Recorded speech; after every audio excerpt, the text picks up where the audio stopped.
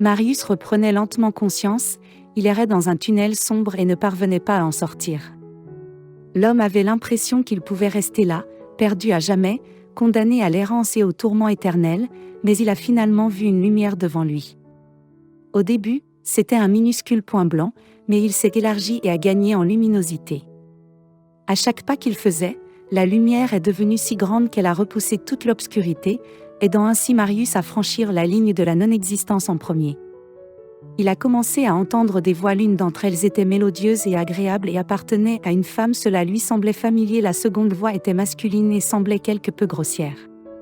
Si ce n'est pas irrité, rapidement Marius a identifié la voix féminine comme étant celle de sa femme Lucie et la voix masculine était apparemment le chirurgien, qui a pratiqué son opération toujours incapable d'ouvrir les yeux. Marius a fini par écouter leur étrange conversation. « Mais il ne peut pas nous entendre, n'est-ce pas ?» Lucie demanda à l'homme de glousser et de répondre que non, bien sûr que non, votre mari est dans le coma, ce qui est dû à des complications post-opératoires. Lucie resta silencieuse pendant un moment, puis elle posa une question qui surprit encore plus Marius. Monsieur Collin, quelles sont les chances que mon mari aille mieux ? Vous devez comprendre qu'il est banquier et que tout problème de santé devra être résolu à l'avance. Je pense que ses chances de guérison sont assez élevées, il reçoit le bon traitement. Et il devrait finir par donner son résultat, donc, à mon avis, il est trop tôt pour s'inquiéter. De sa volonté, le chirurgien s'est empressé de rassurer la femme. Le silence a rempli la pièce pendant un bref instant, qui a été interrompu par le bip sonore des machines de maintien en vie. Puis Lucie a baissé la voix et Marius a tendu l'oreille pour entendre ce qu'elle disait. « Dites-moi, docteur, y a-t-il un moyen de s'assurer que mon mari ne se réveille pas bientôt, ou mieux encore qu'il ne se réveille pas du tout ?» Si Marius n'était pas si faible, il se serait certainement levé du lit juste pour regarder sa femme dans les yeux. Le banquier ne pouvait pas voir le visage du chirurgien, mais il était sûr qu'il s'agissait d'une véritable surprise. Mais lorsque le médecin a fermé la porte pour une raison quelconque, il a baissé la voix avant de dire « Oh, pourquoi demandez-vous cela ?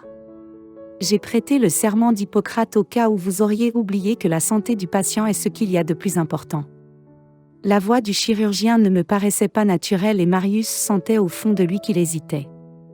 Le malheureux banquier ne pouvait pas savoir que Lucie s'était renseignée sur son médecin traitant et avait appris des informations intéressantes sur lui. La situation était compliquée par le fait que le joueur Gaspard Collin avait récemment perdu une grosse somme d'argent en jouant au poker. La somme était plusieurs fois supérieure à ce qu'il avait gagné en un mois. En apprenant l'existence d'un tel squelette dans le placard du chirurgien, Lucie a immédiatement réalisé qu'elle pouvait l'utiliser à son avantage. Monsieur Collin, croyez-moi, vous n'aurez pas à briser votre serment, mais ne soyez pas si bon dans votre travail quand vous soignez mon mari, et si vous le faites, vous obtiendrez une somme rondelette comme récompense, ce qui vous permettra de vous amuser à nouveau au Texas Hold'em, ou préférez-vous l'Omaha ? L'homme d'affaires a conclu que le médecin avait accepté la proposition de Lucie, ce qui signifiait que Marius devait ouvrir les yeux s'il voulait survivre. Bientôt, Marius a entendu le bruit de la porte qui claquait et il a réalisé que le médecin était parti et qu'il était seul dans la chambre, avec sa femme. Et si elle décidait d'arrêter tout simplement mon système de survie maintenant ? Une pensée troublante a traversé la tête du banquier. Réalisant qu'il ne pouvait rien faire, l'homme a fermé les yeux et a commencé à attendre ce qui allait se passer pendant ce temps. Lucie sortit son téléphone et appela quelqu'un et Marius continua à prétendre qu'il était toujours dans un coma profond. « Bonjour chérie, tu sais quoi, mon mari est dans le coma, mais un chirurgien ne se gêne pas pour faire en sorte que notre riche banquier ne se réveille jamais. » Ses pensées se bousculaient dans la tête du pauvre homme. La réponse à sa question était évidente. Et Marius réalisa immédiatement que sa femme avait une liaison. Heureusement, Lucie ne fit rien et quitta la pièce, ayant décidé de mettre toute la responsabilité sur le chirurgien. C'est seulement maintenant que Marius a pu ouvrir les yeux et pousser un soupir de soulagement. Bien sûr, le corps épuisé du jeune banquier n'avait plus aucune force, mais il préférait ne pas s'y attarder et cherchait nerveusement un moyen de se sortir de cette situation difficile.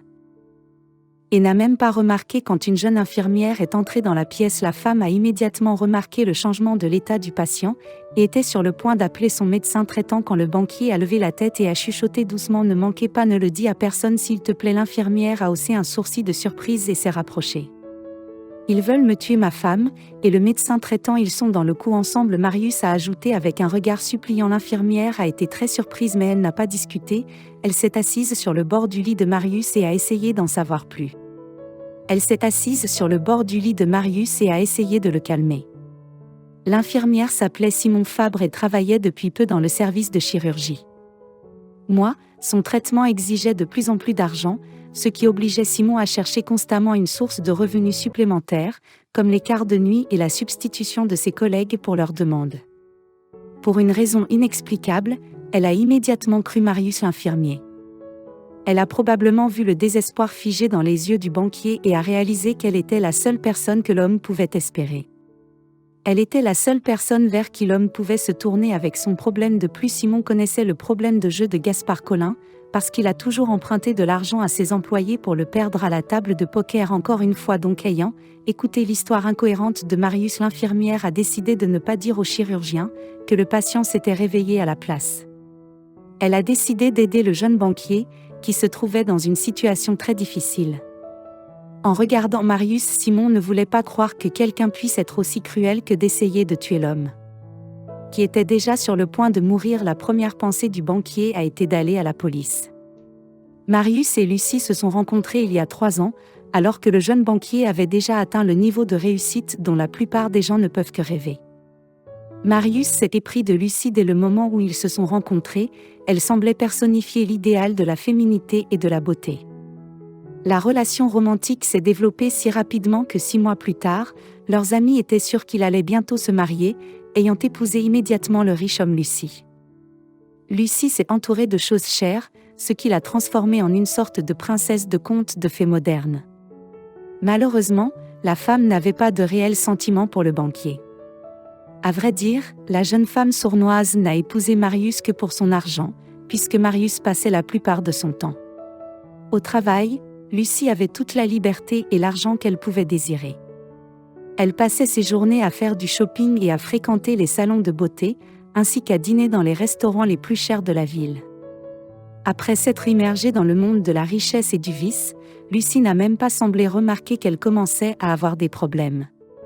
Son amant s'est avéré être très ingénieux, entre autres choses. C'est Brandon qui a eu l'idée de se débarrasser de Marius d'une manière non sanglante pendant que le couple réfléchissait à la meilleure manière de mettre fin à la vie du banquier. Et leur a fait un cadeau sous la forme de l'ulcère d'estomac exacerbé de Marius. Tout s'est passé si vite que le jeune homme d'affaires a dû appeler une ambulance en plein milieu d'une réunion d'affaires. Il n'y avait pas de temps à perdre, donc les médecins ont dû pratiquer une chirurgie d'urgence sur Marius. C'est alors que les amants retors ont réalisé que le temps était venu pour eux d'agir. La seule chose que Lucie n'a pas pris en compte était que son mari pourrait se réveiller de son coma plus tôt que prévu, ce qui s'est terminé par la mort de Marius. La seule chose à laquelle Lucie n'a pas pensé, c'est que son mari pourrait sortir de son coma plus tôt que prévu, ce qui lui a permis d'apprendre beaucoup de choses sur sa femme. Marius a tout d'abord demandé à Simon de passer quelques coups de fil, puis de lui apporter une feuille de papier et un stylo, et en même temps, le jeune banquier a persuadé l'infirmière d'informer sa femme qu'il était sorti du coma. Mais quand elle a vu le visage du banquier, elle s'est arrêtée au milieu de sa phrase. Marius avait déjà planifié toutes les mesures qu'il devait prendre dans sa situation. Après avoir répondu à la demande du banquier, Simon était si inquiet qu'elle ne pouvait littéralement pas trouver de place pour elle. Si les choses ne se passent pas comme Marius l'espère, après tout il se met délibérément en danger, l'infirmière pensait, regardant anxieusement la porte de sa chambre. Bientôt Lucie est apparue à l'hôpital et est immédiatement allée voir Gaspard Collin. La femme était furieuse que le docteur n'ait pas réussi à se débarrasser de Marius avant qu'il ne reprenne conscience. Il s'est réveillé, tu m'entends? Il s'est réveillé. Lucie est entrée en trombe dans le bureau du chirurgien. Le docteur était si sincèrement surpris par cette nouvelle que la femme a immédiatement compris que il n'était pas conscient de ce fait. Sans dire un mot, Gaspard Collin a mis son index sur ses lèvres et a regardé Lucie, de manière significative, puis il s'est levé de sa chaise et s'est dirigé vers la porte. Et Lucie sont entrés dans la pièce et se sont dirigés vers la machine de maintien en vie. Marius a ouvert les yeux et a regardé sa femme, et a dit que tu ne tuerais pas et que tu ne l'aimerais pas non plus. J'ai fait rédiger un testament en faveur de l'orphelinat, c'est là que tout mon argent ira si je devais mourir. Le visage de Lucie est devenu pâle, et elle a commencé à transpirer abondamment. Elle a à peine réussi à se ressaisir, et ayant réalisé que tout était fini, s'est exclamée: Tu es un pasteur, tu savais, tout depuis le début. Et a juste fait semblant d'être dans le coma. Gaspard, Colin s'est figé par le support de vie. Machine incapable de décider quoi faire alors, il a entendu une voix venant du coin de la pièce: Stand still, you're under. Gaspard et Lucie se sont retournés et ont vu Marius, le chef de la sécurité, que Simon avait appelé au téléphone. L'homme était caché derrière un rideau pendant tout ce temps et il était au courant de tout ce qui se passait dans la pièce. Les policiers qui venaient d'arriver l'ont emmené au poste de police. Le chirurgien déshonoré n'a pas pu échapper aux poursuites judiciaires non plus, bien que techniquement il n'ait rien fait de mal, mais maintenant Lucie et Brandon sont jugés, tandis que Gaspard Collin perdra probablement sa licence sans pouvoir la rétablir. Comme après l'incident de la tentative de meurtre, Marius a commencé à aller mieux. Simon l'a beaucoup aidé tout au long de son processus de guérison. Marius a commencé à se rétablir, Simon l'a beaucoup aidé tout au long de son processus de guérison. Elle a ressenti de la sympathie pour l'homme depuis le moment où elle l'a vu pour la première fois, après avoir traversé tant de choses ensemble. Le banquier et l'infirmière a rapidement réalisé qu'ils formaient une grande équipe et qu'ils pouvaient accomplir beaucoup plus ensemble que chacun d'entre eux. Seul Marius est sorti de l'hôpital environ 2 semaines après avoir quitté l'hôpital. L'homme était accompagné de Simon qui était devenu comme un ange gardien pour lui.